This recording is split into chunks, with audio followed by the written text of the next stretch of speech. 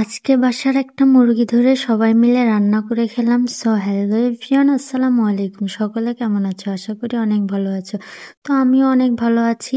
সকালবেলা ভালো লাগছিল না, তো অনু, ঐশী, সোয়া সবাই বলছিল যে চলো আজকে সবাই মিলে একটু পিকনিক করি। তো ভাবি বলল যে আমার একটা মুরগি আছে, সেটা ধরে তোমরা রান্না করো। তো সেটা ধরেই আমরা সবাই মিলে রোস্ট বানিয়ে খেলাম। তো রান্না করার জন্য প্রথমে মুরগিটা ধরতেই পারছিলাম না। তারপরে সবাই মিলে অনেক দৌড়াদৌড়ির পরে মুরগিটা ধরলাম। তারপরে তারাই মিলে আমার সেই মিনি চুলায় রান্না করলো। তো ধরার পর সোয়ার অনু মিলে মুরগিটা জবাই দিল। তারপরে আমি একটু কাটতে সাহায্য করলাম। তো কাটাকুটি করার পর এখানে চাউল টাউল সব কিছু ধুয়ে নিচ্ছিল অনু, আর ওইদিকে ঐশী রান্না তুলে দিয়েছে, আর অন্য ছোঁয়া মিলে সব কিছু ধুয়ে নিচ্ছিল। ছোটবেলায় অনেকেই পিকনিক করতাম, কিন্তু বড় হওয়ার পরে এগুলার করা হয় না। তো সবাই মিলে বলছিল যে আমরাই রান্না করব, তুমি শুধু বসে বসে আমাদের দেখাই দিবে।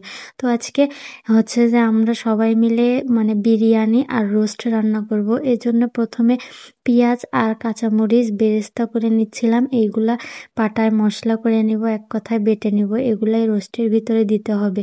তো রোস্ট করার জন্য কড়াইতে তেল দেওয়ার পরে মাংসগুলো, রোস্টের পিসগুলো আগে ভেজে নিতে হবে, তারপরে হচ্ছে রান্না করতে হবে। তো ঐশী এখানে খুব ভালোভাবে ভেজে নিচ্ছিল। এক কথায় আমাদের চুলার তুলনায় কড়াইটা অনেক বড় হয়ে গেছে আর রান্নাটা অনেক বেশি হয়ে গেছে, কিন্তু তারপরে আমরা অনেক টাইম নিয়ে রান্না করেছি। তারপরে মশলাগুলো বাটতে দিলাম নানিকে। নানি ওইদিকে মশলা বাটছিল, আর এইদিকে কড়াইতে আর একটু তেল গরম করে নিয়ে পেঁয়াজ মরিচ এগুলো সব কিছু ভেজে নেওয়ার পর একটু পানি দিয়ে কষিয়ে তার ভিতর সব কিছু রোস্ট করতে যেগুলো মশলা দরকার সেগুলো সব কিছু ঐশী দিয়ে দিল। তারপরে ভেজে রাখা চিকেনের মুরগির পিসগুলো দিয়ে দিল।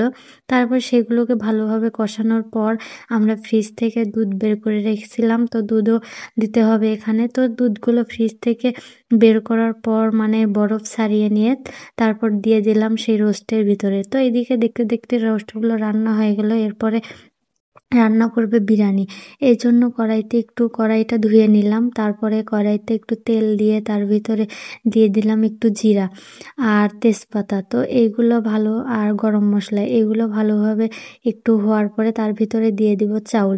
তো ঐশী মোটামুটি ভালোই রান্না করতে পারে, আমি যেভাবে বলছিলাম সেভাবেই রান্না করছিল। আমরাও ছোটবেলায় কত এভাবে রান্না করতাম, কত খেতাম, এখন ওইগুলো অনেক মনে পড়ে। তো তার ভিতরে দিয়ে দিল বেটে রাখা সেই পেঁয়াজ বেরেস্তাগুলো, তারপরে চাউল দিয়ে দিল। আমরা একটু ইউনিকভাবে রান্না করছিলাম। তো চাউলগুলো ভালোভাবে রান্না করে নেওয়ার পরে বিরিয়ানি রান্না শেষে এই তো আমাদের রান্নার হচ্ছে ফাইনাল লুক।